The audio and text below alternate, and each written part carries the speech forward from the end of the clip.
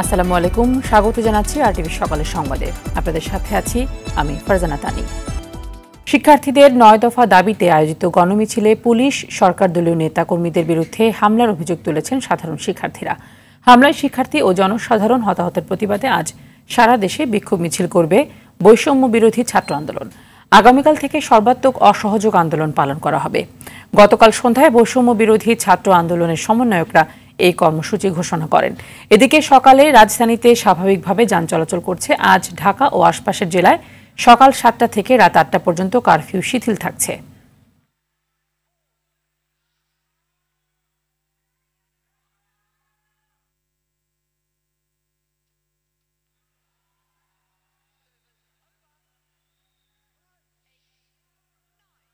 ঢাকা বিশ্ববিদ্যালয় এলাকায় রয়েছেন সহকর্মী দীপ্ত চন্দ্র পাল, সেখান থেকে সরাসরি যুক্ত হচ্ছেন তিনি।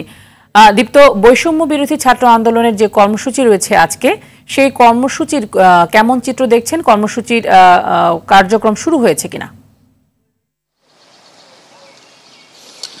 তানি, আপনি যেমনটি বলছিলেন যে গতকাল কিন্তু তারা গণমিছিল করেছে, শাহবাগ সহ সারা দেশেই কিন্তু তাদের গণমিছিল হয়েছে এবং সেই গণমিছিলে কিন্তু দেশের বিভিন্ন স্থানে কিন্তু পুলিশের সাথে সংঘর্ষের খবর পাওয়া গিয়েছে এবং তারপরে কিন্তু আজকে গতকাল রাতেই কিন্তু সমন্বয়করা আজকের যে কর্মসূচি এবং আগামীকালের কর্মসূচি ডাক দিয়েছেন। আজকে বিক্ষোভ মিছিল করবে সকাল 10টার পর থেকে। কিন্তু আমরা যতটুকু জেনেছি যে শাহবাগ, রামপুরা, বাড্ডা সহ সায়েন্স ল্যাব সহ বিভিন্ন এলাকায় কিন্তু তারা বিক্ষোভ মিছিল করবে এবং এই সময় কিন্তু যে যেখান থেকে অবস্থান নেবে এবং সবাইকেই কিন্তু এই বিক্ষোভ মিছিলে অংশগ্রহণ করার জন্য তারা কিন্তু আহ্বান জানিয়েছেন। এমনটি কিন্তু গতকালকে সমন্বয়করা বলেছেন এবং আজকে কিন্তু 10টার পরে শুরু হওয়ার কথা রয়েছে, এমনটি কিন্তু জানিয়েছেন। একটু যদি পাশাপাশি বলে রাখি, বিক্ষোভ মিছিলকে কেন্দ্র করে আমি যে রয়েছি টিএসসি এলাকায়, ঢাকা বিশ্ববিদ্যালয়, এখানে কিন্তু থমথমে একটি পরিবেশ অবস্থান করছে এবং আমরা দেখেছি টিএসসি ঢাকা বিশ্ববিদ্যালয় থেকে ঢোকার পথেই কিন্তু পুলিশের চেকপোস্ট রয়েছে। তারা কিন্তু জিজ্ঞেস করার পরেই আসলে জনসাধারণকে প্রবেশ করতে দিচ্ছে। আপনি দেখছেন যে এখানে কিন্তু কড়া নিরাপত্তা ব্যবস্থা করা হয়েছে। আমরা দেখেছি রাজধানীর বিভিন্ন পয়েন্টে বিজিবি, সেনাবাহিনী, পুলিশ সহ আইন শৃঙ্খলা বাহিনী জোরদার অবস্থানে রয়েছেন। এবং একটু বলে রাখি, আজকে যেহেতু শনিবার সাপ্তাহিক ছুটির দিন, সে অনুযায়ী কিন্তু গণপরিবহনের চাপ কিছুটা কম থাকলেও কিন্তু ব্যক্তিগত গাড়ি কিন্তু আমরা চলাচল করতে দেখেছি। রাস্তায় কিন্তু ব্যক্তিগত গাড়ি রয়েছে, যেহেতু কারফিউ, যেহেতু জানেন যে সকাল 7টা থেকে রাত 8টা পর্যন্ত, অর্থাৎ 13 ঘন্টা কিন্তু শিথিল করা হয়েছে। সেই শিথিল সময় কিন্তু দেখেছি গণপরিবহন কম থাকলেও ব্যক্তিগত গাড়ি কিন্তু চলাচল করছে।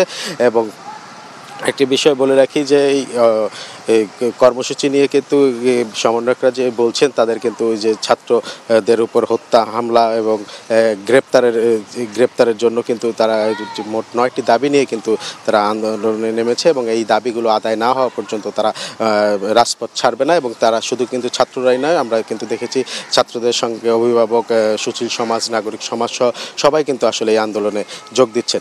তো তা নিয়ে এই ছিল আমার কাছে ঢাকা বিশ্ববিদ্যালয় থেকে আন্দোলনের সবশেষ খবর। তানি, ধন্যবাদ আপনাকে। এদিকে শিক্ষার্থীদের সঙ্গে পুলিশের দফায় দফায় সংঘর্ষের পর খুলনায় থমথমে পরিস্থিতি বিরাজ করছে। শুক্রবার সংঘর্ষে সুমন নামের এক পুলিশ সদস্য নিহত হন। মহানগরের 0 পয়েন্টে গোল্লামারি মোড় এবং বিশ্ববিদ্যালয় এলাকায় শিক্ষার্থীদের সঙ্গে পুলিশের সংঘর্ষ হয়। এ সময় পরিস্থিতি নিয়ন্ত্রণে পুলিশ টিয়ারশেল, রাবার বুলেট ছোড়ে। এতে গুলিবিদ্ধ অবস্থায় 7 জন সহ 16 জনকে খুলনা মেডিকেল কলেজ হাসপাতালে ভর্তি করা হয়। থমথমে পরিস্থিতি বিরাজ করছে হবিগঞ্জে। শুক্রবার বৈষম্য বিরোধী ছাত্র আন্দোলনে পুলিশের সঙ্গে আন্দোলনকারীদের সংঘর্ষের মধ্যে পড়ে মোস্তাক মিয়া নামের এক যুবক নিহত হয়েছেন।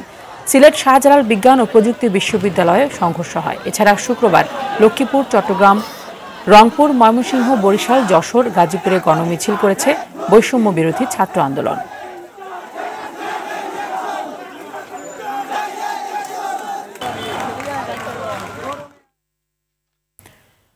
2 বছর আগে বিয়ে হয় সুমাইয়ার।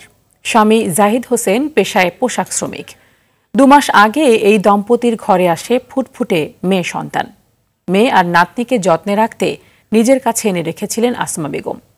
কিন্তু নারায়ণগঞ্জের সিদ্ধিরগঞ্জে কোটা সংস্কার আন্দোলনের সময়ে বাসার বারান্দায় গিয়ে গুলিতে নিহত হন সদ্য মা হওয়া সুমাইয়া।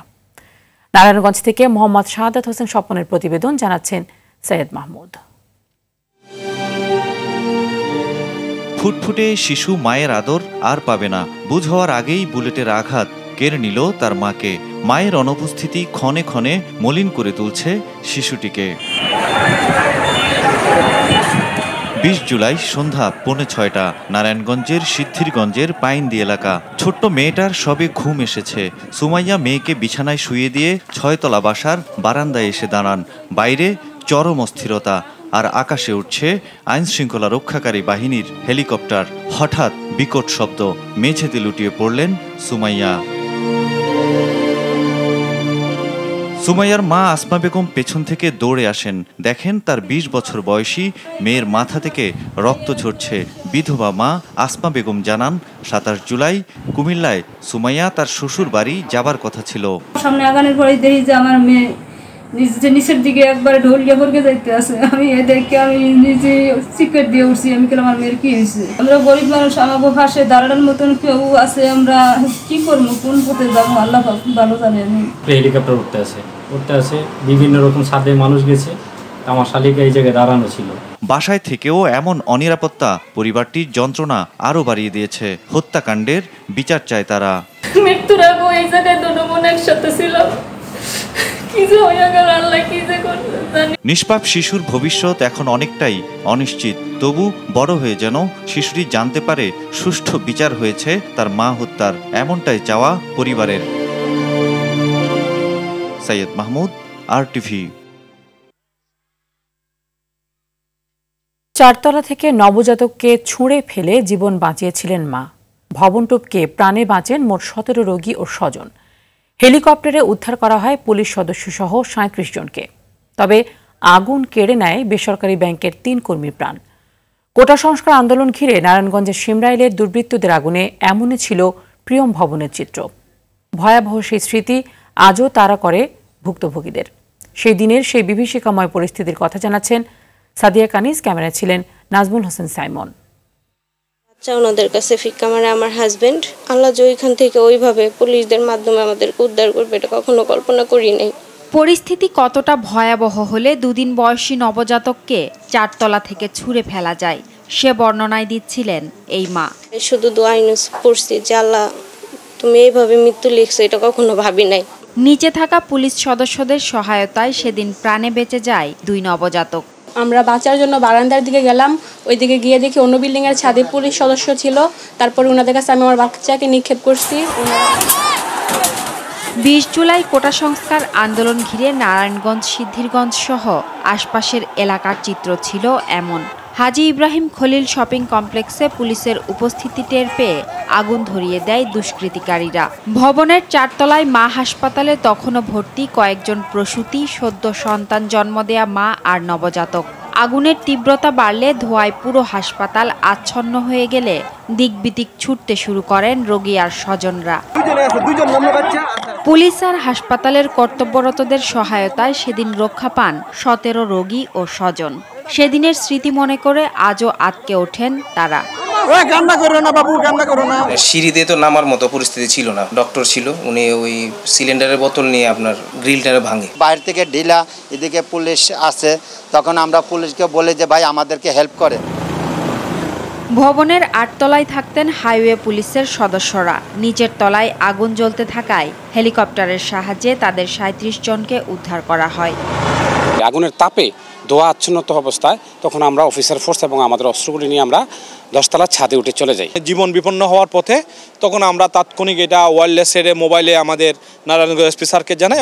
সহিংসতার 5 দিনে নারায়ণগঞ্জের সরকারি বেসরকারি আরও 13টি স্থাপনায় হামলা চালানো হয়। পাসপোর্ট অফিসের আগুনে পুড়ে যায় প্রায় 7,000 পাসপোর্ট। ক্ষয়ক্ষতির মোট পরিমাণ 250 কোটি টাকারও বেশি। যারা লিড দিয়েছে এবং যারা এই নাশকতা করেছে এর মধ্যে বিএনপি এবং জামাতের পোর্টফোলিও আছে। এইরকম প্রায় আমরা 47 জনের মতো আমরা গ্রেপ্তার করেছি। জেলা প্রশাসক জানান, দুষ্কৃতিকারীরা যেন আর মাথাচাড়া দিয়ে উঠতে না পারে সেজন্য সজাগ আছে পুলিশ। সন্ত্রাস ও নাশকতা প্রতিরোধ কমিটি একটি রয়েছে, সেই কমিটির সভা আহ্বান করেছি। সেখানে সকল স্তরের জনপ্রতিনিধিরা থাকবেন এবং কিভাবে নারায়ণগঞ্জে ভবিষ্যতে এই ধরনের জঙ্গি তৎপরতা, এই ধরনের নাশকতা, সন্ত্রাস ঠেকানো যায় সেই লক্ষ্যে আমরা কিন্তু নিয়মিত কাজ করে যাচ্ছি। নাশকতার ঘটনায় এ পর্যন্ত 27টি মামলায় গ্রেপ্তার হয়েছে 588 জন। যাদের মধ্যে বিএনপি জামাতের বেশ কয়েকজন নেতাও আছে বলে জানায় পুলিশ। সাদিয়া কানিজ, RTV, নারায়ণগঞ্জ।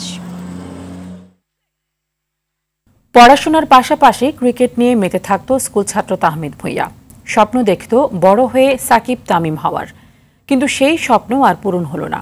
গত 18 জুলাই নরসিংদী জেলখানা মোড়ে কোটা সংস্কারের দাবিতে আন্দোলনকারীদের সঙ্গে পুলিশের সংঘর্ষে গুলিবিদ্ধ হয়ে নিহত হয় তাহমিদ। নরসিংদী থেকে নূরে আলম রনির প্রতিবেদন, জানাচ্ছেন সৈয়দ মাহমুদ।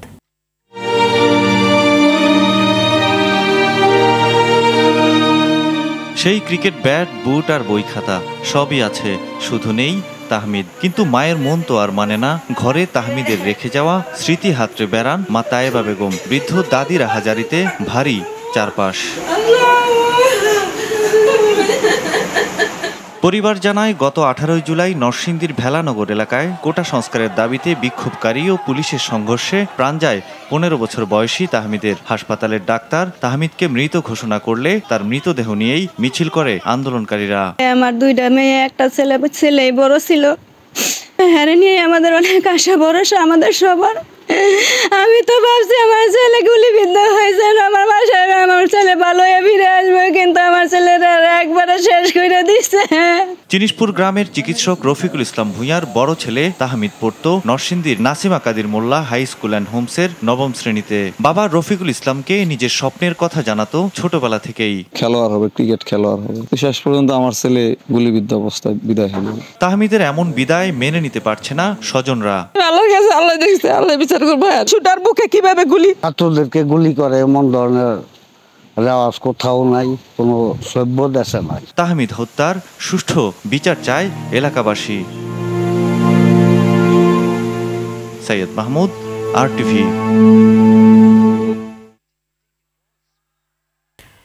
দর্শক, এবার খুলনার পরিস্থিতি জানাতে সরাসরি যুক্ত হচ্ছেন সহকর্মী SM মনিরুজ্জামান। মনির, সহিংসতা ঘিরে খুলনার বর্তমান পরিস্থিতি কেমন দেখছেন এবং আহত পুলিশ সদস্য যারা রয়েছেন তাদের শারীরিক অবস্থা নিয়ে কি বলছেন চিকিৎসকরা? হ্যাঁ, তানি যেমনটা বলছিলেন, গতকাল খুলনায় ছাত্র এবং পুলিশদের সংঘর্ষে কিন্তু একজন পুলিশ কনস্টেবল সুমন নিহত হয়েছেন। আমরা যতটুকু জানতে পেরেছি,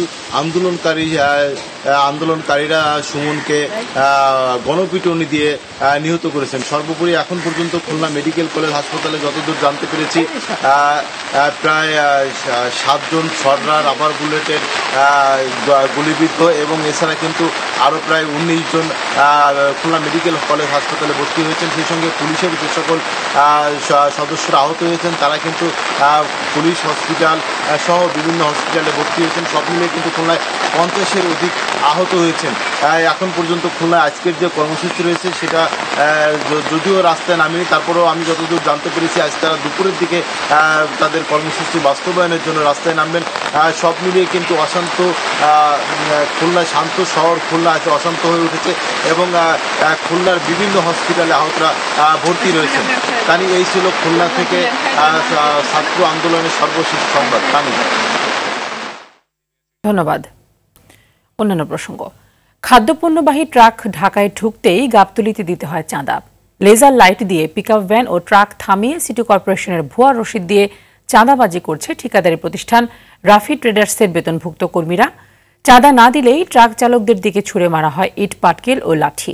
ঘটনা স্বীকার করে সিটি কর্পোরেশন বলছে, টার্মিনালের বাহির থেকে টাকা তোলার অনুমতি দেওয়া হয়নি। আর টিআইবির অভিমত, ঠিকাদারি প্রতিষ্ঠানগুলো প্রভাবশালী হয় যথাযথ পদক্ষেপ নিতে পারছে না প্রশাসন।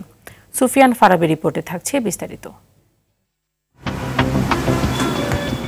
যেই লেজার লাইট ব্যবহার করে সড়কের ট্রাফিক ব্যবস্থাপনা সচল রাখেন পুলিশ সদস্যরা, সেই লাইট চাঁদাবাজদের হাতে। এই লাইট ব্যবহার করে খাদ্য পণ্যবাহী পিকআপ ভ্যান ও ট্রাক থামিয়ে চাঁদা তোলে ঠিকাদারি প্রতিষ্ঠান রাফি ট্রেডার্সের সশস্ত্র কর্মীরা। আমি আগে তুলতাম, তুলি নাই, আমি চাকরি করতাম, ঠিক আছে? টাকা বলেন যে ছেড়ে দিছে, আগে আমি বলি আমি টাকা ধরি নাই, ঠিক আছে? আমি কোনো টাকা নেই নাই।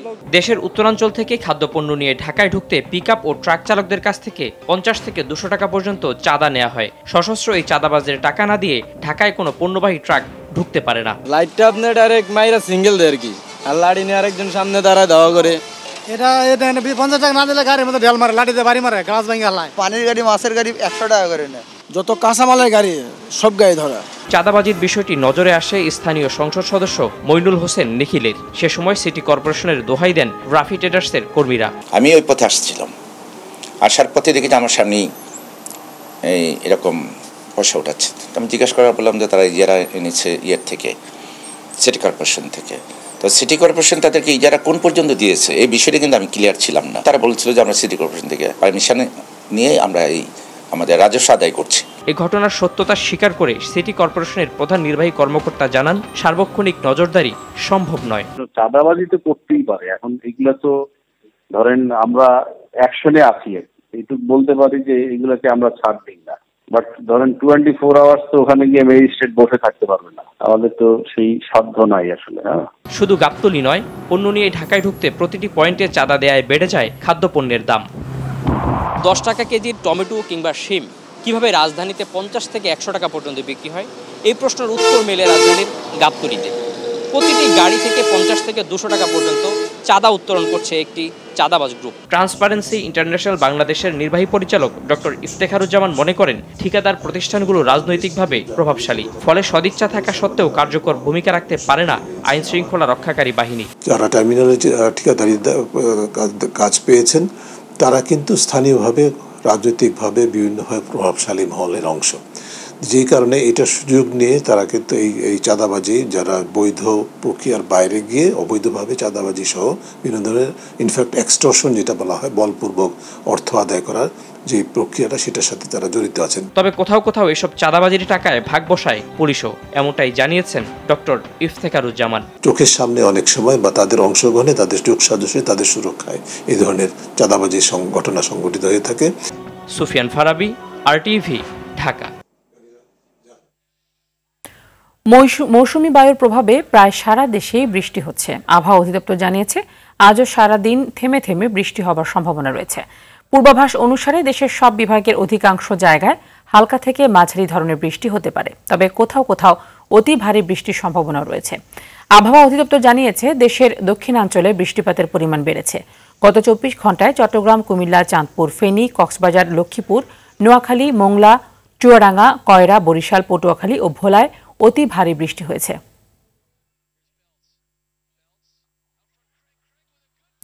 এদিকে ভারী বৃষ্টি ও পাহাড়ি ঢলে কক্সবাজারের নিম্নাঞ্চল প্লাবিত হয়েছে। এতে জেলার 7 উপজেলায় পানিবন্দী রয়েছেন লাখেরও বেশি মানুষ। বন্যার পানিতে জেলার বিভিন্ন সড়ক ডুবে যাওয়ায় ব্যাহত হচ্ছে যান চলাচল। ফেনীতে মুহুরী নদীর বাঁধ ভেঙে 15টি গ্রাম প্লাবিত হয়েছে। এতে পানিবন্দী হয়ে পড়েছেন কয়েক হাজার পরিবার। বান্দরবানে পাহাড়ি ঢলে সাঙ্গু নদীর পানি বেড়ে জেলা শহরের নিচু এলাকা প্লাবিত হয়েছে। নাফ নদীর উপশাখায় পানি বৃদ্ধি পেয়ে নাইখংছড়ির ঘুমধুম ইউনিয়নের তমরুর নিম্নাঞ্চল প্লাবিত হয়েছে। এদিকে পাহাড়ের পাদদেশে বসবাসকারীদের সরে যেতে মাইকিং করছে প্রশাসন। টানা বৃষ্টিতে বরিশাল নগরীর নিম্নাঞ্চল প্লাবিত হয়েছে। এছাড়া বাগেরহাট, ভোলা, পটুয়াখালী, ঝালকাঠিতে বৃষ্টি দুর্ভোগ বাড়িয়েছে মানুষের।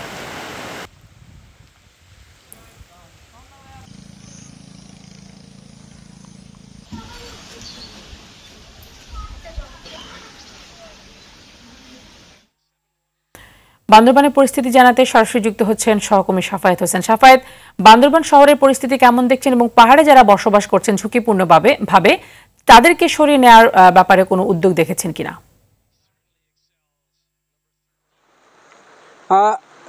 তানি, আপনি জানেন গত কয়েকদিনের টানা বর্ষণে আসলে বান্দরবানের নিম্ন অঞ্চলগুলো পানির নিচে তলিয়ে গেছে।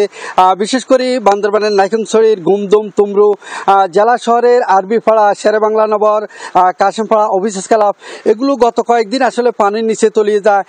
ফলে ক্ষতিগ্রস্ত এলাকার ক্ষতিগ্রস্ত পরিবারগুলো বিভিন্ন আশ্রয়কেন্দ্রে উঠেছে এবং নাইখংছড়ির গুমদুমে ব্যাপক ক্ষতি হয়েছে। কারণ রাস্তাঘাট এবং স্কুল, মাদ্রাসা এবং কৃষি জমি পর্যন্ত ব্যাপক ক্ষতি হয়েছে, যার কারণে আসলে কৃষকরা আসলে ক্ষতিগ্রস্ত হয়েছে। ফলে কৃষকদের মাঝে ইতিমধ্যে প্রশাসনের তরফ থেকে তাদেরকে সাহায্য সহযোগিতার আশ্বাস দেওয়া হয়েছে। বান্দরবান জেলা শহরের আর্মিপাড়া, অফিসার্স ক্লাব, মেম্বারপাড়া, শেরবাংলা নগর, এগুলো গত কয়েকদিন পানির নিচে তলিয়ে যায়। ক্ষতিগ্রস্ত পরিবারগুলো বিভিন্ন আশ্রয়কেন্দ্রে উঠে। তবে আশ্রয়কেন্দ্র প্রশাসনের পক্ষ থেকে তাদেরকে ত্রাণ সহায়তা দেওয়া হচ্ছে।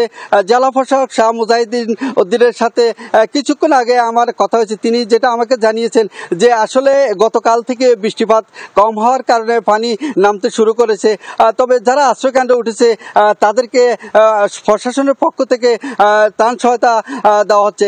তিনি আরেকটা বিষয় আমাকে জানিয়েছেন, গত কয়েকদিনে বর্ষার কারণে পাহাড় ধসের আশঙ্কা রয়েছে, ফলে যারা ঝুঁকিপূর্ণ এলাকায় রয়েছে তাদেরকে নিরাপদ স্থানে কিংবা আশ্রয়কেন্দ্রে আসার জন্য প্রতিদিন উপজেলা প্রশাসন, পৌরসভা এবং জেলা প্রশাসনের পক্ষ থেকে মাইকিং করা হচ্ছে।